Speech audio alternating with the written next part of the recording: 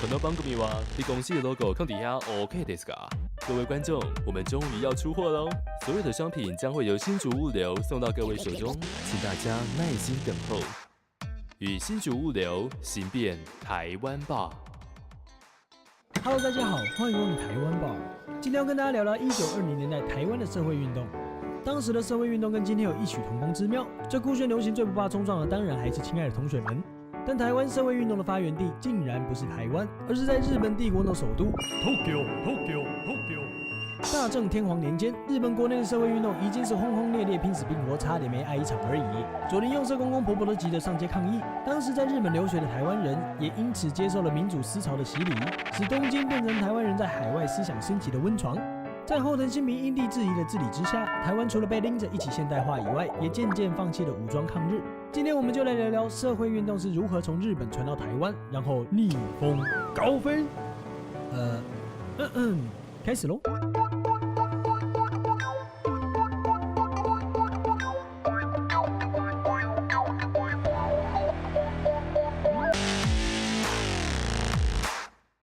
随着第一次世界大战潇洒走一回，民族自觉便从山坡上轻轻地滑下来了。总督府心里 OS： 哎呦，比起民族自觉爱独立，可能会失去整个台湾，倒不如实行童话里都是骗人的童话主义。因此将治理台湾的方式从特别统治改成了内地延长。但是代志真正不是公人想的这么简单，不知道哪里天外飞仙来个林承禄，认为与其同化，不如强调台湾的特殊性，所以整个运动峰回路转，变成凸显台湾特殊地位的台湾议会设置请愿运动啊！什么是台湾议会设置请愿运动？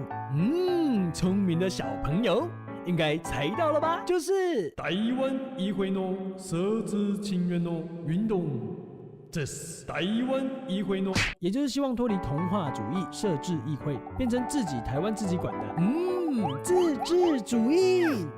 这时候总督府就非常的傻眼啊！给你差别待遇的时候，你就想和日本人平起平坐啊；说好平起平坐的时候，你又更进一步的想要自治。也就是说，1920年代的台湾知识分子永远走在时代的尖端，酷炫流行有个性，潮流帅气超时尚。哎呀，反正就想要设自己的议会了，真是好棒棒。1921年，林献堂等人开始向日本国会争取台湾自治，而这个台湾议会设置请愿运动前后请了14年，都没有成功。过程中却培养了许多台湾的政治精英，更唤醒了台湾人的自觉意识，觉得台湾是台湾人的台湾。也曾经有人吃着火锅唱着歌，突然就被马匪，不对，突然回想起1920年代的台湾，认为这是继日治初期的武装抗日后。文装大抗日，蹦出新滋味，全新复刻良品，复古味新绝配的文装抗日。但如果比起同一时间的朝鲜哟，台湾人还是客气了许多哟。人家朝鲜不止阿妞哈塞哟的武力对抗日本哟，还沙朗嘿哟的成功刺杀签署马关条约的伊藤博文欧巴哟，真是好厉害，思密达。this。除了海外叽里呱啦的讨论，到底要不要设置议会？号称台湾孙中山的蒋渭水医生也替台湾开了个诊断书，认为台湾是知识营养不良的水母脑，也就是低能儿。明明阿大马很大颗，里面是红狐狸，所有天赋都点在善良可爱上面，回州温良恭俭让。好在要是多点一些知识水平与自觉意识，就还脑残有药医。因此讲的蒋渭水先生就提出了台湾文化协会，而倾家荡产只为社会运动的雾峰林家三少爷林献堂先生也挺身而出担任协会总理，两人共同医治台湾这个大头小脑儿。台湾文化协会成立以后，除了发行报纸，还举办各种演讲、夏令营，还有戏剧活动，也指导改善台湾的陋习，像是吸食鸦片啦、迷信啦。其中有个有趣的组织叫做美台团，利用当时最酷炫流行的科技，全岛巡回播放教育电影。简单来说，就是日治时期的台湾吧。自己说，各式各样的活动中，又以文化演讲最有影响力。一年365天，超过300场的演讲，总点阅率高达20多万人，比台湾报儿还多。请工作人员加油好吗？这也使1920年代后期的社会运动真正成为老少咸宜、居家旅行、杀人灭口必备良药。等一等，这里我们小澄清一下。话说这个共产党，大家似乎以为是对面的事情。日治初期有属于台湾人的阿共，1928年创立于中国上海的台湾共产党，就是由我们的雪红姐所带来。那就是这个雪里红，就是这位谢雪红小姐所带来台湾的。台湾共产党致力于替弱小的农民、工人等无产阶级发声，但这种阶级斗争的想法却比自治路线还要激进。激进思想的渗入，也就是渐渐将台湾运动分裂成激进派与温和派的原因之一。当初为了台湾而共同奋斗的社会团体，却开始互相闹场扯后腿。其实后来蒋渭水使出了同胞爱团结，嘿，团结真有力，嘿，却也还是陷入了人在江湖身不由己的内讧地狱。除了内讧以外，总督府面对台湾各种离离口口的社会运动，虽然没有开坦克车镇压，但还是玩了不少花样。第一季离问记写错啦 ，sorry。第一季离间记。1922年，总督府田健治郎温文儒雅地找了林献堂等几位社运人士来讨论台湾议会的事情。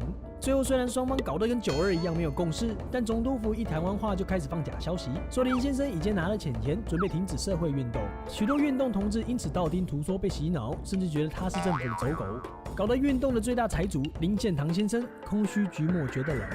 第二季驱虎吞狼记。总督府请了以辜显荣为首的御用士绅，召集了台湾大大小小有权有势的人，组成了很有的有力者大会。这些有力者大大抨击议会设置运动的领袖是别有用心，希望全台湾沉默的大多数勇敢地站起来。而当时的社运分子则创意无限地组成了颇厚的无力者大会，与他们争奇斗艳，一时之间可说是路边野花红死活。谢谢领导信任我。第三季警察带领。1923年，为了好好进行议会请愿活动，蒋渭水等人想要组成台湾议会期成同盟会，但总督府偏偏不给组，也就是 undoable。蒋渭水就下有对策的蹦跑到东京去成立。总督府知道以后就蹦气得花枝乱颤，因此利用警察蹦做了全岛性的检举，这就是著名的治警事件。不过台湾人望春风吹又生的根性，总督府越搞这些奥博，反而使民众越来越反感。因此治警事件以后，台湾的民众就更积极的参与社会运动。是不是跟今天很像啊？叽里呱啦说了台湾自以为文装抗日的故事，我们终于稍稍了解了台湾追求民主的第一阶段。But 人生最厉害的就是这个 But。的动作。1920年代的社会运动，除了扯后腿以外，也充斥了各种问题。例如，台湾文化协会口声说是要促进台湾文化，却同时排斥某些台湾的特有文化，像是发源于宜兰的歌仔戏，就被他们视为无聊与低俗的玩意儿。而这辉煌的社运年代也没有持续太久。进入1930年代以后，在日本军国主义日渐抬头下，各种民主自由的空气不在，新闻协、农民组合、台湾民众党等各种激进组织，都逃不过被禁止与解散的命运。连最温良恭俭让的地方自治联盟也感到大势已去而自行解散。究竟这10几年的努力是一切归零给他一场空，还是真的有在台湾人的心中埋下一颗希望的种子呢？好的，说到这边口味有点渴了，喝完这杯 sake， 我们下回同一时间再见喽 ，Goodbye。台湾吧是由 DJ Howard 制作，我们的剧本与主持人是已经被抓去当兵的凌晨不解。动六动动，部队起床。动画是开始会吃田园披萨的健康美丽佳佳可小妹妹精心绘制而成。类似本文是准备要篡位剧本与主持人的萧雨辰，永远是小火车。提供。最后这个音乐只是我们的 DJ Howard 来为各位进行一个制作的动来动去的动作。如果你喜欢我们的影片，可以点这里订阅我们的频道，或者是点这里支持我们的周边商品。导播剩下5组的导播，让我们4个小厉害有饭吃，可以继续做这类型的影片。我们的播出时间是每个月的1号晚上8点，敬请准时收看。我们下次再见喽！好，成功。不可大声，恢复上动，向火钻，攻手后。啊，不要闹，不要闹。职业病，要退训。啊，Anson，你上次唱了一首歌，得到很广大的回响。真的吗？你这次军训中有没有学到什么雄壮威武、气势万千的军歌呢？哟，好雄壮威武啊！老师，音乐。期待与青年们梦想起飞，爱心征服一切，征服一切，用牺牲小我服务的精神打造新世界。台湾bar青年们梦想起飞，订阅大于一切，大于一切，用牺牲小我服务的精神打造订阅，打造全新订阅，打造全新的订阅。